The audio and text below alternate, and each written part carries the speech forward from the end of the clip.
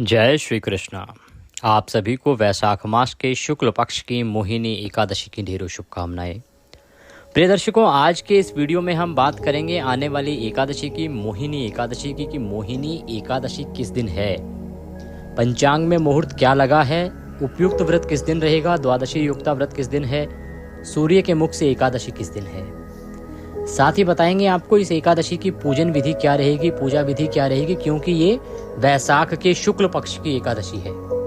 वैशाख के शुक्ल पक्ष की एकादशी का महत्व बहुत अधिक इसलिए है क्योंकि इसका सीधा संबंध है समुद्र मंथन से।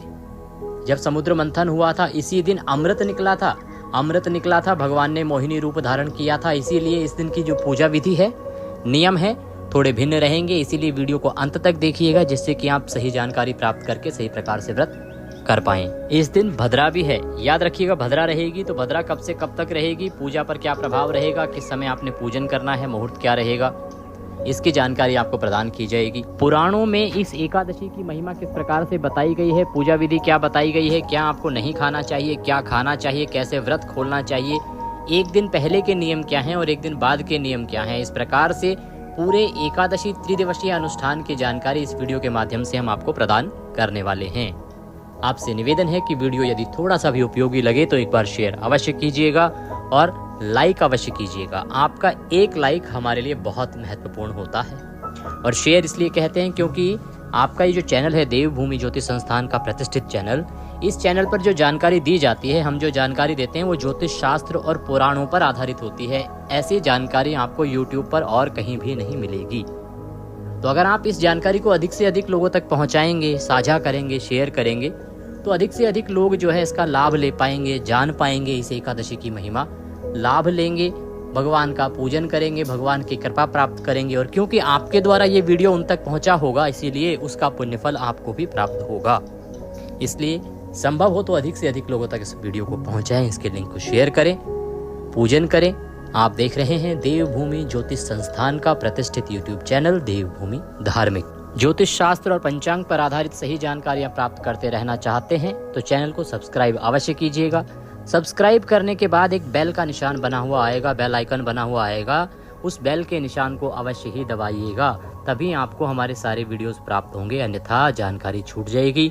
तो आप सब्सक्राइब करें और बेल के निशान को अवश्य ही दबाएं। प्रिय दर्शकों, जानकारी आरंभ करते हैं। आपसे निवेदन है कि अपने व्रत की सफलता के लिए और भगवान श्री हरि का आशीर्वाद प्राप्त करने के लिए कमेंट बॉक्स में अवश्य लिखिएगा ओम नमः भगवते वासुदेवाय या जय श्री हरि। माधव मास का प्रिय मूल मंत्र, माधव मास का प्रिय मंत्र ओम नमो नारायणाय अति कल्याणकारी है। जितना लिखेंगे उतना अधिक पुण्य फल प्राप्त होगा। तो आप ये भी लिख सकते हैं ओम नमो नारायणाय। आइए जानकारी आरंभ करते हैं। प्रिय भक्तों, वैशाख मास की यूं तो सभी तिथियों की जो महिमा है वो बहुत अधिक है। आप वैशाख महत्व में प्रतिदिन सुन रहे होंगे, हमारे चैनल पर हम सुना ही रहे हैं आपको। तो अभी कल के ही अध्याय में कितना वर्णन आया था कि वैशाख के 30 दिन इस पृथ्वी पर सर्वाधिक कल्याणकारी माने गए हैं। 30 की 30 तिथियां अर्थात कृष्ण पक्ष की प्रतिपदा से और अमावस्या तक, शुक्ल पक्ष की अमावस्या से और पूर्णिमा तक, ये सारी तिथियां जो हैं 30 दिन अति कल्याणकारी हैं। इनमें से कुछ विशेष दिन बताए गए हैं, अक्षय तृतीया, अमावस्या, पूर्णिमा, एकादशी, चाहे वो शुक्ल पक्ष की हो चाहे कृष्ण पक्ष की। शुक्ल पक्ष की तिथियों का महत्व और अधिक बढ़ जाता है। और आने वाली जो एकादशी है वो शुक्ल पक्ष की मोहिनी एकादशी है। तो मोहिनी एकादशी का महत्व इसलिए भी अधिक है क्योंकि ये वैशाख मास के अंतिम 5 दिनों में आती है। यहाँ से पचभीषक की शुरुआत होती है और वैशाख के जो अंतिम 5 दिन है ना, इनका पुराणों में वर्णन मिलता है। साथ ही ये वर्णन भी मिलता है कि इनका जो महत्व है वो अधिक है। इन 5 दिनों में किए जाने वाले दान पुण्य के कार्यों से जो फल प्राप्त होता है वो सर्वाधिक होता है। ये 5 दिन कौन से हैं? ये वो 5 दिन हैं जिनसे एकादशी को जब अमृत निकला, मोहिनी रूप धारण किया गया एकादशी से, और उसके बाद किस प्रकार से अमृत को भगवान ने अपने पास रखा, कैसे राक्षसों का वध किया, कैसे अमृत का पान कराया, ये पूरा वर्णन जो है इन 5 दिनों में घटित घटनाएं हैं। तो सबसे महत्वपूर्ण घटना चक्र जो है इन 5 दिनों में घटे थे, वैशाख के अंतिम 5 दिनों में, इसलिए इनका महत्व बहुत अधिक है। और क्योंकि ये सबसे महत्वपूर्ण दिनों में आने वाली एकादशी है तो इसका महत्व अपने आप में ही बहुत अधिक हो जाता है। वैसे तो आप जानते ही हैं सभी एकादशियाँ जो है महत्वपूर्ण होती हैं, कुछ जो है थोड़ा अधिक फल रखती हैं, थोड़ा कम रखती हैं, परंतु एकादशी का जो वर्णन आता है वो ये कहता है कि एकादशी व्रत जो है श्रेष्ठतम व्रतों में से एक होता है। हम मोहिनी एकादशी के बारे में बात कर रहे हैं। इसका महत्व जो है वो अधिक इसलिए है क्योंकि ये वैशाख मास के शुक्ल पक्ष की एकादशी है और इस एकादशी पर किए जाने वाले व्रत, जप, तप, पुण्य आदि पे जो पुण्य प्राप्त होता है ना, पुण्य फल, धर्म फल जो प्राप्त होता है वो आपको अन्य एकादशियों की तुलना में लगभग 1100 गुना अधिक प्राप्त होता है। ऐसा क्यों? क्योंकि जो वैशाख मास है ना, ये मास ही सर्वोत्तम है। सभी महीनों में सबसे उत्तम मास वैशाख मास है। पहला तो वैशाख मास में आने वाली तिथि होने के कारण इसका महत्व अधिक है। दूसरा, वैशाख के पचभीषक जहाँ की शुरुआत हुई थी अमृतपान और अमृत वितरण की, वो महत्वपूर्ण तिथि है जिस दिन भगवान ने स्वयं मोहिनी का रूप धारण किया था। इसलिए इस पर जो दान पुण्य का कार्य करते हैं, व्रत का कार्य करते हैं, उनका महत्व और उसका पुण्य जो है वो अधिक होता है। प्रिय दर्शकों, मोहिनी एकादशी की पूजा विधि की अब बात करते हैं। आपको किन नियमों का पालन करते हुए इसका व्रत करना चाहिए, क्या क्या कर्म हैं जिनका पालन इस दिन होना चाहिए, एक दिन पहले आपने क्या करना है और पारण वाले दिन आपने क्या करना है। तो प्रिय दर्शकों, मोहिनी जो एकादशी है ना, इस पर स्नान का बहुत अधिक महत्व है और स्नान किया जाएगा व्रत वाले दिन। उससे पहले हम दशमी तिथि की बात कर लेते हैं। व्रत से एक दिन पहले कुछ वस्तुओं का आपको अवश्य रूप से त्याग कर देना चाहिए। उन वस्तुओं में आता है कांसे के पात्र में भोजन न करना, मसूर की दाल का सेवन न करना। इस एकादशी पर काले उड़द का सेवन भी वर्जित बताया गया है। शहद का प्रयोग वर्जित बताया गया है। एकादशी द्वादशी को आपने शहद नहीं प्रयोग करना है। हरी शाक, पत्तेदार सब्जियां नहीं खानी है। चने का साग नहीं खाना है। इस प्रकार से तेल का प्रयोग भी वर्जित बताया गया है। इन नियमों का पालन करते हुए दशमी तिथि से आप अपना नियम पालन आरंभ करेंगे। ब्रह्मचर्य एक अनिवार्य नियम है जिसका पालन आपको अवश्य रूप से करना चाहिए और पारण तक आपको ब्रह्मचर्य को निभाना होगा। मानसिक शुद्धता, तन की शुद्धता दोनों ही अनिवार्य नियम हैं। इनका पालन आपको करना चाहिए। किसी के साथ झगड़ा नहीं करना, किसी से वैर भाव नहीं लेना, किसी का हित नहीं करना और किसी को दुख ना देना, किसी का मन ना दुखाना, किसी पे अकारण क्रोध ना करना, अपशब्दों का प्रयोग ना करना। इन सब का ध्यान रखते हुए आपको ये अनुष्ठान करना है। एकादशी का व्रत आप जिस दिन कर रहे हैं ना, उस दिन आपको सूर्य उदय से पहले अवश्य रूप से उठ जाना है। दैनिक क्रियाओं से निवृत्त होकर आप जो स्नान करेंगे ना, स्नान की महिमा अलग है, उसका वर्णन आपको करते हैं। इस दिन आपको दंत धावन नहीं करना है, अर्थात ना तो व्रत में जो है पेस्ट का प्रयोग किया जाता है, ना ही मंजन का प्रयोग किया जाता है, जो बाजारू मंजन और पेस्ट होती है, क्योंकि किसी में केमिकल आते हैं, किसी में नमक आता है और दोनों ही व्रत को खंडित करते हैं। और इस दिन दातुन भी नहीं कर सकते क्योंकि पेड़ से टहनी तोड़ना, पत्ते तोड़ना एकादशी के दिन पाप बताया गया है। इसीलिए आपको ना टहनी तोड़नी चाहिए ना पत्ते तोड़ने चाहिए, तो इसका भी आप ध्यान रखें। दंत धावन आपको करने हैं तो आप रात्रि को ही, व्रत के एक दिन पूर्व जो है आपको रात्रि को ही अपने दांत आदि अच्छे से मांज लेने चाहिए, साफ कर लेने चाहिए, जिससे कि अन्न का कोई दाना भी मुंह में ना रहे। स्नान के लिए आप जल भरेंगे। देखिए, इस एकादशी पर ना गंगा स्नान का फल सर्वोत्तम बताया गया है, तो अगर संभव है तो आप आने वाली एकादशी पर गंगा में स्नान कीजिए। गंगा स्नान जो है वो बहुत ही महत्वपूर्ण है इस एकादशी पर। अब क्योंकि सबके लिए गंगा स्नान जाना संभव नहीं है, यदि आप जा सकते हैं तो जाइएगा, बहुत अधिक फल बताया गया है पुराणों में इसका। जो लोग गंगा स्नान को ना जा पाए ना, उनके लिए उपाय बताते हैं कि वो क्या करें, कैसे स्नान करें। अब सभी के घर में गंगा जल तो होगा ही, तो सुबह जब आप स्नान करेंगे, स्नान के लिए जो जल भरेंगे ना, बाल्टी को अच्छे से साफ कर लीजिए। जिस भी बर्तन में आप पानी भर के नहाते हैं उसमें पहले थोड़ा सा गंगा जल भरिए। चाहे 2 बूंद है तो 2 बूंद ही डालिए, थोड़ा गंगा जल डालिए। उसके बाद उसमें शुद्ध जल जो भी आपका है नहाने का, वह जल भर लीजिए। ये जो जल है ना, ये गंगा जल समान हो जाएगा। और अब आप इससे उत्तर दिशा की ओर मुख करके हर हर गंगे बोलते हुए स्नान कीजिए। ये स्नान जो है वो गंगा स्नान के समतुल्य ही बताया गया है, समकक्ष ही बताया गया है। पुराणों में ये विधि उसके लिए है जो किसी मजबूरी के कारण, किसी परेशानी के कारण वो जाने की इच्छा रखता है परंतु किन्हीं कारणों से नहीं जा पा रहा है, तो उसको इस प्रकार से स्नान करने पर गंगा स्नान का फल प्राप्त होता है। तो आप इस प्रकार से अपने घर पर ही गंगा स्नान का पुण्य प्राप्त करेंगे। स्नान आदि करने के बाद आपको यम जल दान अवश्य करना है। सबसे पहले यमराज को जल दीजिएगा। एक लोटा लीजिएगा, तांबे का नहीं तो पीतल का ले लीजिएगा, जो भी लोटा हो। लोटे में जल भरिएगा और वह जल जो है वो यमराज को अर्पित कीजिएगा। यमराज को कैसे? दक्षिण दिशा की ओर मुख करके जल दीजिएगा। ओम यम देवाय नमः, यम देवाय नमः। यमराज से प्रार्थना कीजिएगा कि प्रभु ये वैशाख की एकादशी पर हम आपको जल अर्पित कर रहे हैं, ये जल आप स्वीकार करें। वैशाख की एकादशी पर यमराज को जल देना अति आवश्यक है। हमने पिछली एकादशी को भी आपको बताया था, क्योंकि भगवान श्री हरि विष्णु ने यमराज को यह वरदान दिया था और ये वचन दिया था कि जो इस दिन यमराज को जल अर्पित नहीं करेगा, उस व्यक्ति का उस दिन का किया जाने वाला सभी धर्म कर्म जो है वो क्षीण हो जाएगा और उसे उस दिन के किसी भी कर्म का पुण्य फल प्राप्त नहीं होगा। इसलिए आपने यमराज को 1 लोटा जल अवश्य अर्पित करना है, जिससे कि आपका जो पुण्य फल है, जो भी आप कर्म कर रहे हैं, वो आपको प्राप्त हो। यमराज को जल देने के साथ इस दिन आपको पीपल को भी जल देना है। पीपल को जल देने के साथ आपने इस दिन सूर्य देव को भी जल अवश्य रूप से देना है और माता तुलसी को भी जल देना है। यहाँ पे बहुत सारे हमारे कुछ दर्शक हैं जो बोल सकते हैं पंडित जी एकादशी के दिन तुलसी को, हाँ, एकादशी के दिन तुलसी माता को जल देने में कोई अपराध नहीं है, कोई दोष नहीं है। आप तुलसी को जल दे सकते हैं और तुलसी पत्र तोड़ने में भी एकादशी को कोई अपराध नहीं होता है। द्वादशी का वर्णन तो पुराणों में आता है। हमने एक विशेष वीडियो आपके लिए बनाया था कि किस दिन आपको जो तुलसी पत्र है वो नहीं तोड़ना चाहिए और जल जो है वो किस दिन नहीं देना चाहिए। तो उसमें वर्णन आता है कि आपको द्वादशी को तुलसी पत्र नहीं तोड़ना चाहिए। आप उस वीडियो को अवश्य देखिएगा, बहुत महत्वपूर्ण वीडियो है।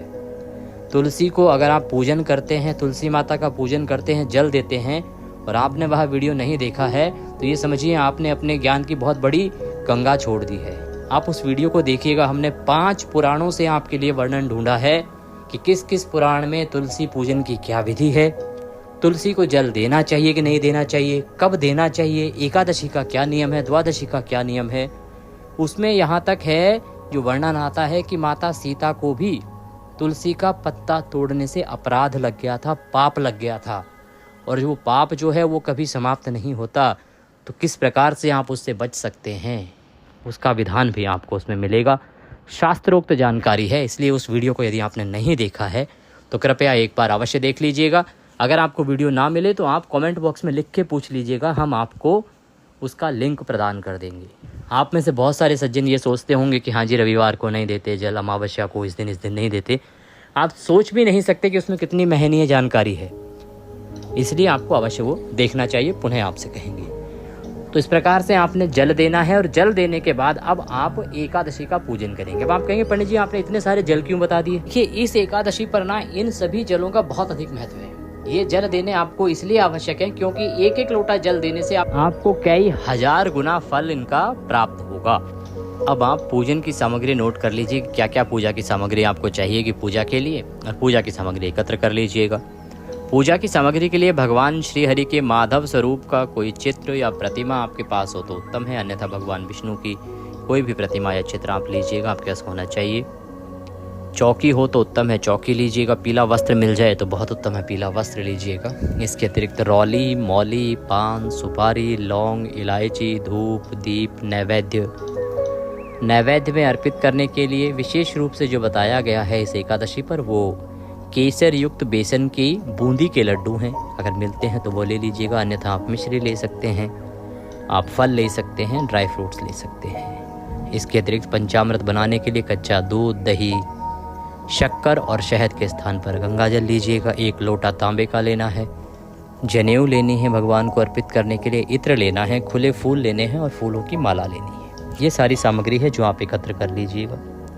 एकत्र करके और पूजा स्थल की साफ सफाई करके जहाँ भी आपने पूजन करना है ना, वहाँ पे आसन लगा के उत्तर दिशा की ओर मुख करके बैठ जाइए। सबसे पहले भगवान की स्थापना, सामग्री का शुद्धिकरण करते हो। तो सामग्री का शुद्धिकरण कैसे होगा? एक पुष्प लीजिए। आपने जो तांबे का लोटा लिया है ना, उस लोटे में पहले आप थोड़ा गंगाजल भरिए, फिर उसमें शुद्ध जल भर लीजिए और उस पुष्प से सभी सामग्री पर और सभी स्थानों पर जल के छींटे दीजिए। ओम पवित्र हो अपवित्रवांग सर्वांग वस्तांगतो पिवाम यह स्मरेत पुंडरीकाक्षम सभायंतरः शुचिः। ओम इस प्रकार से उस स्थान का शुद्धिकरण हो जाएगा, पवित्रीकरण हो जाएगा। शुद्धिकरण करने के बाद अब भगवान की स्थापना कीजिए। चौकी लीजिए, चौकी बिछाइए, उस पर पीला वस्त्र बिछाइए, उस पर भगवान की तस्वीर को रखेंगे। आप भगवान को पहले पुष्प अर्पित कीजिएगा इस भाव से कि भगवान हम आपको आसन दे रहे हैं, आसन के रूप में ये पुष्प स्वीकार करें और इस पर आप विराजमान हों। इस भाव से पुष्प रखिए और भगवान की तस्वीर को स्थापित कीजिए। इसी प्रकार से स्थापना आप भगवान की कहीं भी कर सकते हैं। उपयुक्त स्थान में शुद्धि का ध्यान रखें। आवश्यकता नहीं है कि यदि चौकी नहीं है तो आप कहीं स्थापना नहीं कर सकते। अगर चौकी आपके पास नहीं है, आपके पास जो भी उपयुक्त स्थान है जहाँ भी आप पूजन करते हैं वहाँ पे भगवान की तस्वीर रखिए। आप चाहें तो पृथ्वी पर रखकर भी पूजन कर सकते हैं। और इतना ही नहीं, अगर किसी का कच्चा मकान है तो उसको ज़मीन को अच्छे से लीप लीजिए आप, और शुद्धिकरण करने के बाद आप वहाँ पर भगवान की स्थापना कीजिए इसी विधि से पुष्प अर्पित करके। तो भगवान कहते हैं कि चौकी और इन सब की आवश्यकता उसके अनुसार है जैसी आपकी सामर्थ्य है। अगर सामर्थ्य नहीं है तो जो उपयुक्त स्थान आपके पास है उस स्थान पर शुद्धि के साथ आप पूजन कीजिए। भगवान की स्थापना करेंगे। स्थापना करने के बाद अपने हाथ धो लीजिए, सीधे हाथ में जल लीजिए। जल लेके और हाथ धो लीजिए। हस्तो प्रक्षालनम। हाथ धोने के बाद एक एक मंत्र पर एक एक चम्मच जल आप पिएंगे, ग्रहण करेंगे। ओम माधवाय नमः, सीधे हाथ पे जल लीजिए, पी जाइए। ओम केशवाय नमः, जल लीजिए, पी जाइए। ओम नारायणाय नमः, जल लीजिए, पी जाइए। ओम ऋषिकेशाय नमो नमः। हस्तो प्रक्षालनम। हाथ धो लीजिए। हाथ धोने के बाद अब आप अपने आप को तिलक कीजिए और मौली बांधिए। अगर पारिवारिक जन भी बैठकर पूजन कर रहे हैं तो उन्हें भी तिलक कीजिए, मौली बांधिए और व्रत पूजन का संकल्प कीजिए। संकल्प करने के लिए अपने सीधे हाथ में जल लीजिए। 1 रुपये का सिक्का दक्षिणा के रूप में कम से कम रखिए, अधिक जो भी रखना चाहें रख सकते हैं। 3 बार बोलिए ओम श्री विष्णु, ओम श्री विष्णु, ओम श्री विष्णु। अपना नाम, अपना गोत्र, जिस स्थान पर बैठकर आप संकल्प कर रहे हैं ना, वहाँ का मकान नंबर, क्षेत्र का नाम, शहर का नाम, वैशाख मासे शुक्ल पक्षे मोहिनी एकादश्यायां पुण्यतिथियों आयु आरोग्यता प्राप्त्यार्थाय, सुख संपत्ति प्राप्त्यार्थाय, मोक्ष प्राप्त्यार्थाय, एकादशी व्रत निमित्तार्थाय भगवान श्री हरि विष्णु व्रत पूजनम संकल्पम संकरिष्ये।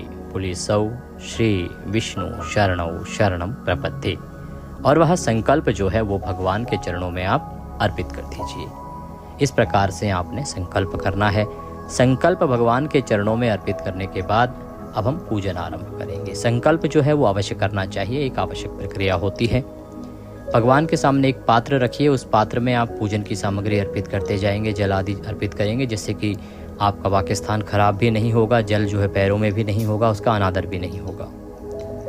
एक एक चम्मच जल आप अर्पित करेंगे एक एक मंत्र पे भगवान को सबसे पहले पद्य, अर्घ, आचमनी अर्पित कराया जाता है, फिर स्नान कराया जाता है। ओम भूर्भुवः श्री मोहिनी एकादश्यायां व्रत पूजनम प्रारंभ कुरुः। पूजन मध्य श्री हरि विष्णु निमित्तार्थाय पद्यम समर्पयामि।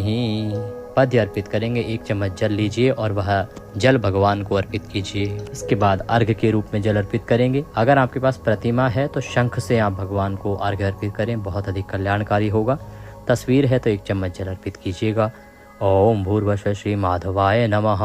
अर्घ्यम जलम समर्पयामि। ओम भूर्भुवः श्री नारायणाय नमः। आचमनीम जलम समर्पयामि।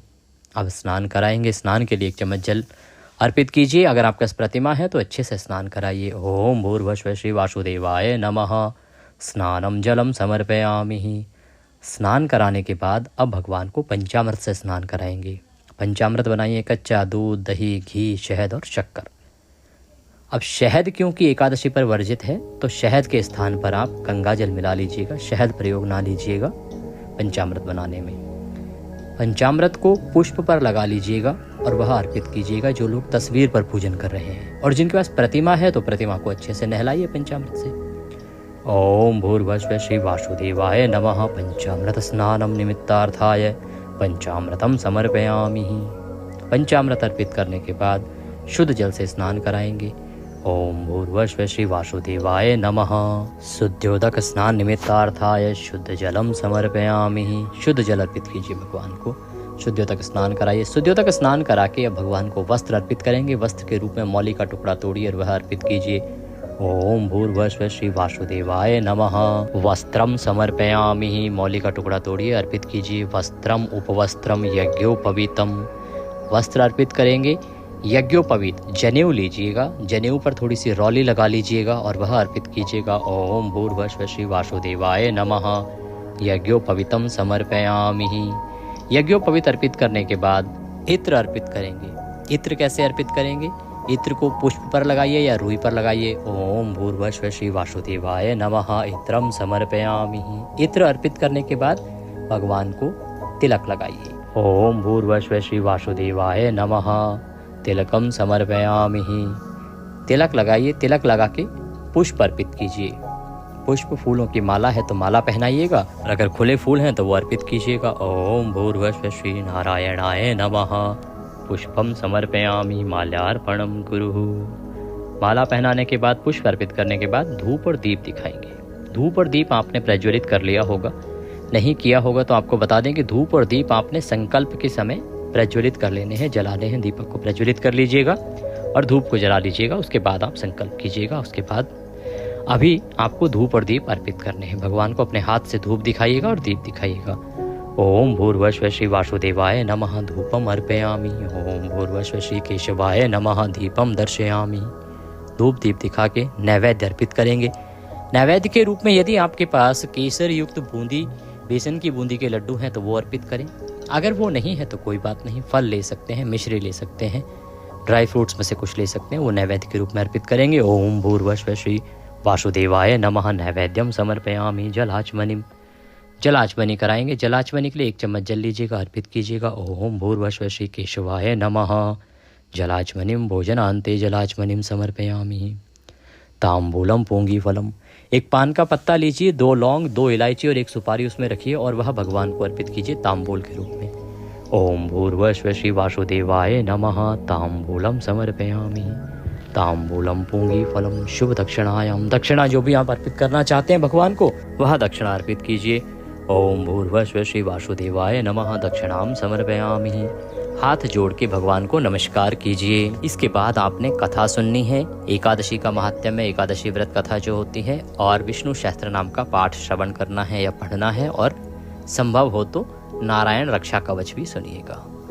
ये आपने अवश्य सुनना चाहिए, और ये सही कथा ही सुने, इसके लिए सही चैनल का चुनाव कीजिएगा, क्योंकि YouTube पर बहुत सारे चैनल ऐसे हैं जो किसी भी कथा को किसी भी नाम से चला देते हैं। तो आप सही चैनल पर ही कथा सुने। अगर आप इस चैनल पर नए हैं तो सब्सक्राइब अवश्य कर लीजिएगा, जिससे कि आपको सही कथाएं, सही स्तोत्र, सही विधियां और सही व्रत संबंधी जानकारी प्राप्त हो सके। कथा आदि श्रवण करने के बाद, विष्णु सहस्त्रनाम श्रवण करने के बाद भगवान की आरती करें। आरती करके नियमों के अनुसार दिन को व्यतीत करेंगे। नियमों में ध्यान रखिएगा, ब्रह्मचर्य का पालन हमने आपको पहले ही बताया है। इसके अतिरिक्त दिन में आपने अन्न ग्रहण नहीं करना है। इसमें फल आहार जो है इस एकादशी के लिए उत्तम है, फल आहार कीजिएगा। दान की महिमा वैशाख में अधिक है। एकादशी को दान कीजिएगा, द्वादशी को आपने अवश्य रूप से दान करना है। पारण वाले दिन तो आप जितना दान हो सके कीजिएगा, अन्नदान अवश्य कीजिएगा। इसकी जानकारी हम आपको पारण वाले वीडियो में देंगे, क्योंकि द्वादशी तिथि जो है ना वो एकादशी से भी अधिक बड़ी है। इस बार जो आने वाली द्वादशी है उसकी महिमा क्या है हम आपको बताएंगे। उसका पुण्य फल जो है वो बहुत अधिक है, उसके बारे में भी आपको अवश्य ही बताएंगे। इसलिए जुड़े रहिए चैनल के साथ और वीडियोस को देखते रहिएगा। करते हैं कि एकादशी का व्रत कब करना है और मुहूर्त आदि क्या रहेगा, भद्रा का क्या प्रभाव रहेगा। प्रिय भक्तों, 7 तारीख को एकादशी की शुरुआत हो जाएगी 10:19 पर सुबह, और ये 8 मई को दोपहर को 12:29 तक रहेगी। ऐसे में सूर्य के मुख से 8 तारीख को जो है वो एकादशी है, और 12:29 के बाद द्वादशी भी आ रही है, तो द्वादशी युक्ता व्रत भी होगा। तो श्रेष्ठ व्रत रहेगा इस एकादशी का 8 मई को। सूर्य के मुख से एकादशी भी इसी दिन होगी। हाँ, भद्रा भी है, और भद्रा जो है वो 12:29 तक रहेगी। पर ये जो भद्रा है ये इस व्रत त्योहार आदि में कोई दोष उत्पन्न नहीं करती है, तो आप इस भद्रा के दौरान भी भगवान का पूजन आदि कर सकते हैं। और भद्रा रहित काल ही अगर आपको देखना है तो 12:29 के बाद कर सकते। सुबह सूर्य उदय से और 7:30 तक जो है शुभ का चौगड़िया है, अति उत्तम मुहूर्त है। उसके बाद 10:30 तक जो है वो उत्तम समय नहीं रहेगा। फिर चर, लाभ और अमृत का चौघड़िया आएगा जो शुभ रहेगा, तो आप 1 बजे तक उसके बाद पूजन कर सकते हैं। ये थी जानकारी एकादशी से संबंधित। जानकारी थोड़ी भी अच्छी लगी हो तो कृपया वीडियो को लाइक अवश्य कीजिएगा, शेयर अवश्य कीजिएगा। चैनल पर नए हैं तो सब्सक्राइब कीजिएगा, और अपने व्रत की सफलता के लिए अवश्य लिखिएगा। ओम नारायणाय नमः। भगवान सब पर कृपा करें। हरे कृष्ण।